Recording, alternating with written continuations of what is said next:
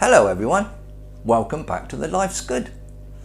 Now in the last video I mentioned that I was about to bottle some rhubarb wine, and I'm here to do that today and show you how I go about bottling the wine that I currently have in this demijohn. Now if you've been following some of my wine making videos, I did a series on the rhubarb wine and I recently made a blackcurrant wine. That blackcurrant wine is currently still in a demijohn, and I mentioned the phrase racking off. So what that means is that we siphon the wine from one demijohn into a clean, sterile demijohn, leaving the sediment behind in the previous jar. And you do that several times over the course of weeks or even months until you get to a stage where the wine has stopped fermenting, that is, there are no more bubbles of CO2 being given off, and secondly, or B, that there are no more sediment being created in the bottom of the demijohn. In the case of this rhubarb wine, this has been racked 4 times since I made it. So that's 4 times I've transferred it from one demijohn into the next clean, sterile one. And it stopped fermenting, or working, whatever the phrase you like to use. And 2 days ago, I added to this 1 Campden tablet. You can buy these from your brew shop and other retail outlets that supply brewing and winemaking materials. These tablets, as you can see, are small, white, round tablets, and I crushed one of these between 2 teaspoons until it was a powder form and added it to the demijohn, swirled it for a little while, and have now let it sit for a further 2 days. The Campden tablet will help to preserve the wine when it's in the bottle. It stops any bacteria forming on the surface of the wine, and whilst it's in the demijohn, I do find it helps to stop fermentation and allow the dispersal of the last bubbles of CO2 inside the liquid. So I have actually swirled this a couple of times over the last couple of days. I've kept an eye on it. There's no more activity, no more bubbles, and this is now ready to be decanted into bottles.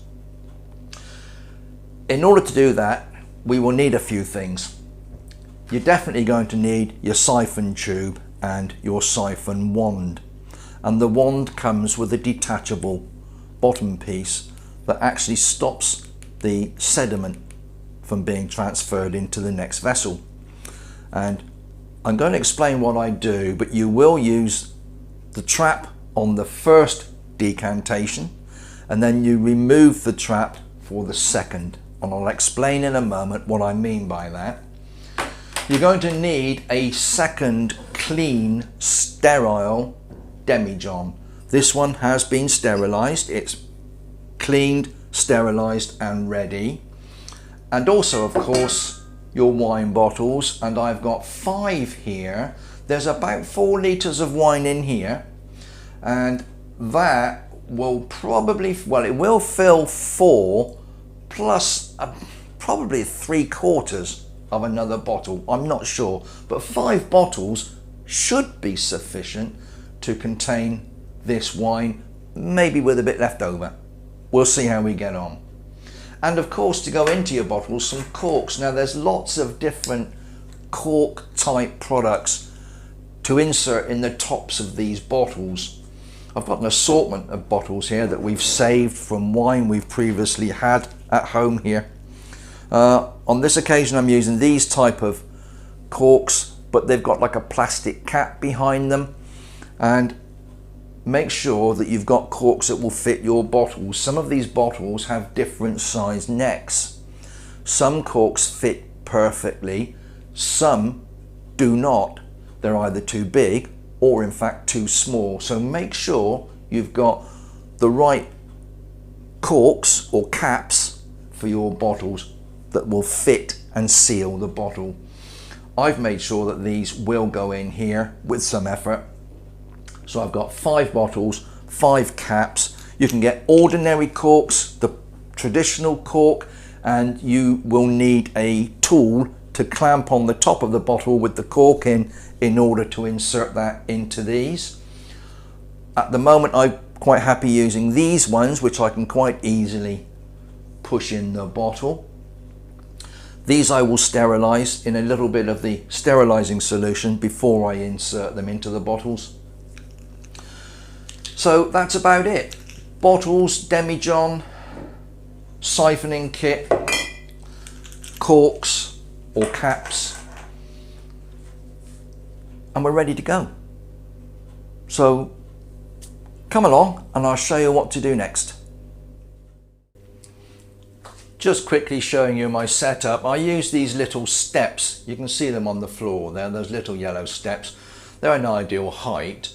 I put a tea towel on the top step and I've stood the clean empty demijohn on that step, and I've placed the demijohn of wine on the worktop, and I'm going to siphon the wine from that demijohn down into this demijohn using the tube and siphon wand. So we need to remove the bung from the top of there, and I'm going to use the siphon wand with the trap on the bottom, and you attach the siphon hose to that and you carefully insert this into the demijohn of wine until this is right at the bottom and at the front in there. Very carefully down, in, and you can hold that in place while you line up the bottom of the hose to go in the next demijohn.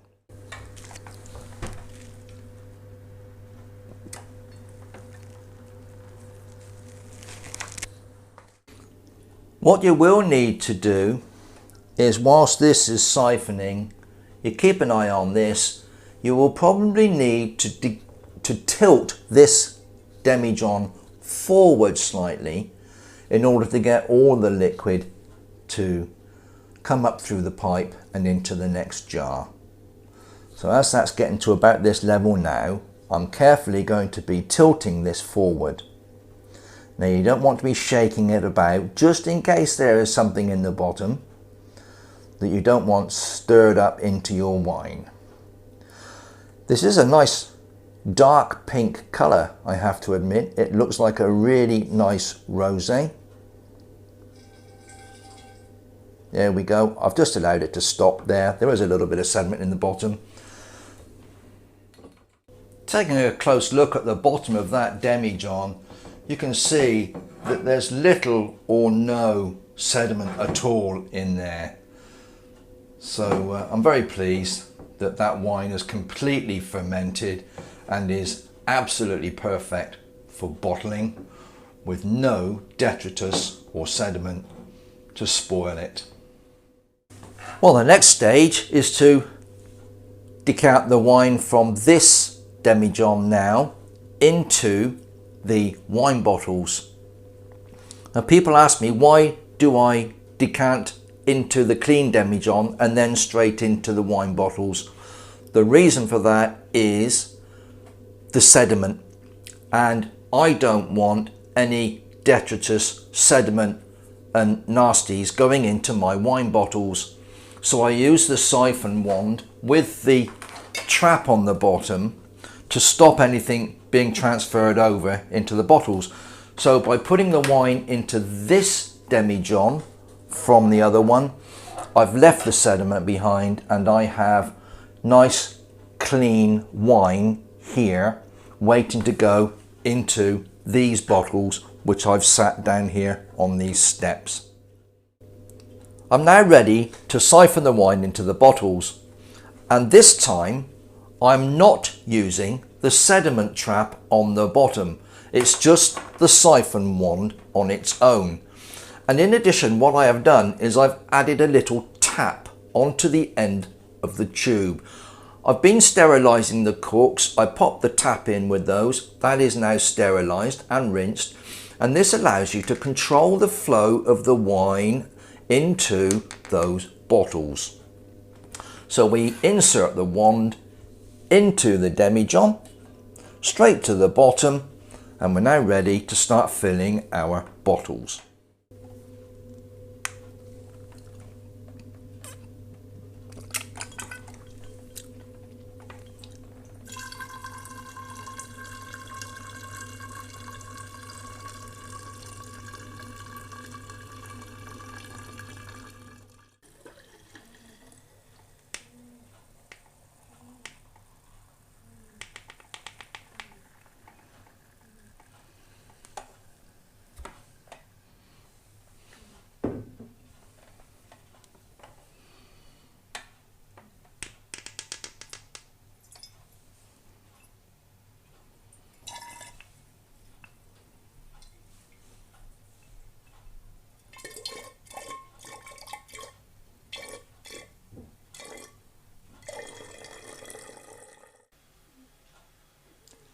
And I managed 5 bottles of wine and 2 good glassfuls of wine from that demijohn. So Cheryl and I will be having a little taste of that in a moment. It is drinkable now, will improve with age, but of course the next stage is to put some corks in these bottles. Well, putting these type of stoppers, corks, caps into these bottles is easy. This is the type I'm using, as I showed you. It's got like a white plastic back to this cork. You can get them in different colours. And the cork itself, I have sterilised these, I have rinsed them, and now it's just a case of forcing that into the top of the bottle. Now it will be tight, but with a little bit of effort, very carefully, you can push that all the way into that bottle, like so. Now that does not require any fancy equipment or machinery to do it. If you're going to use standard corks, normal type corks, you will need a gadget for inserting those into the bottle. But I do have that arrangement, but I don't have standard corks, and I do find using these ones much more convenient. So that is 1 bottle of wine, corked and ready to be stored. I can very quickly put these in the other ones. A little bit of effort just to push that in there. And you want to keep these upright for a few days and see if those corks pop out. They shouldn't do. As I said, the wine has finished fermenting. It's drinkable now, will improve with age. But this now, there we go. 5 bottles of wine, corked and ready. Now these don't look too bad as they are. Bottle of wine with a nice top on it. But I like to tidy them up a little bit more, and I have these little foil tops that I purchased from Amazon. And again, if I can, I'll pop a link for these in the description underneath the video. But these require a heat gun to shrink them onto the bottle, and they do add a nice finishing touch and help to keep the top in and sealed. And all you do is you pop that on the top of the bottle. Now I do employ the use of a spoon because I've got my heat gun here, which I use for DIY and so on. Plugged in, you turn it on, it gets hot. What I do is I hold the top down. If I can do this so you can see what I'm doing, I hold that on with the spoon and gently heat it with the heat gun. And as you can see, it shrinks in place.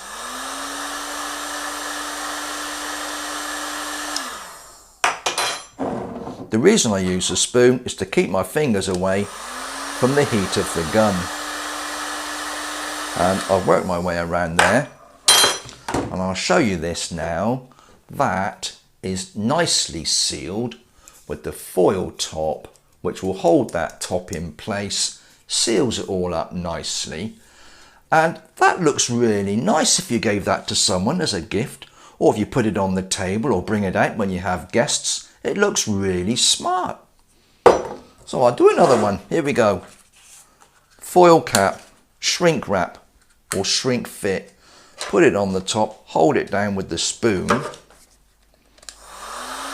You can't see because my arm's in the way. There we go.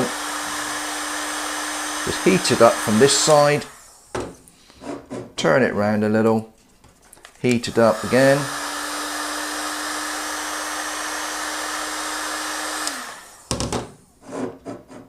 Revolve it a bit more.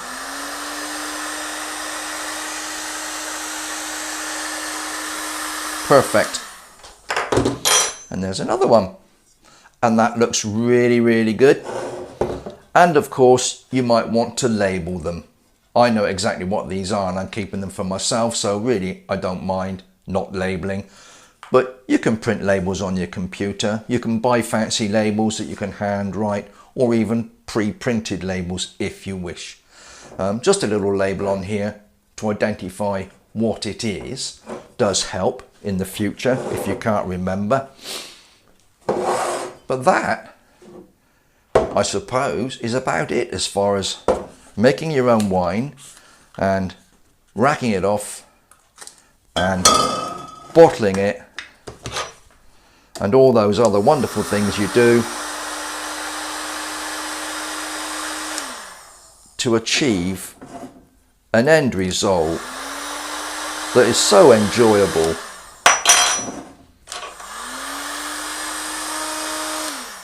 and impresses your friends and family. You can't go far wrong. I love it.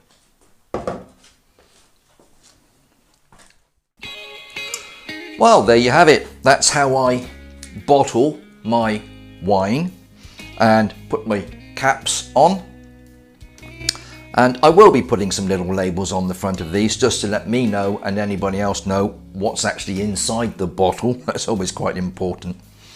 But we now have some lovely rhubarb wine, which is like a dark rosé. It smells absolutely wonderful. Oh, it tastes lovely.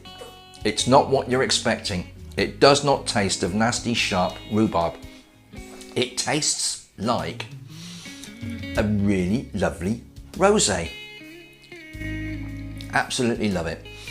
I'm sure we'll be having a little drop of this with our dinner this evening, but we will try and keep some of these bottles for later in the year. And they do improve with age. The longer you keep them, the better they taste.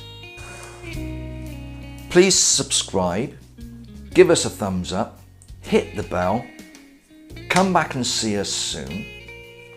Make any comments you like. I do like comments. If you've got any questions, please ask them.